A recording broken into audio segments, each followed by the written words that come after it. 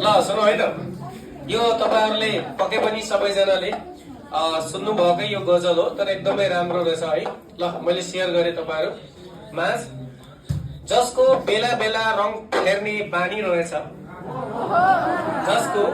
जसको बेला बेला फेर्ने रङ फेर्ने बानी रहेछ, त्यही मान्छे मेरो आँखाको नानी रहेछ। जसको बेला बेला रङ फेर्ने बानी रहेछ, त्यही मान्छे मेरो आँखाको नानी रहेछ। ठक्कर खाएपछि बल्ल समझमा आयो, प्राय प्राय मन खराब चिजतिरै जानी रहेछ। एउटा लास्ट भने है त, ठिक छ। लास्ट, हार्नु गलत होइन, हार्नु गलत होइन, तर हार मान्नु गलत हो। भगेन साथी हो, हार्नु गलत होइन, तर हार मान्नु गलत हो, किनकि पूर्ण विराम अन्त्य होइन, नयाँ वाक्यको सुरुवात हो।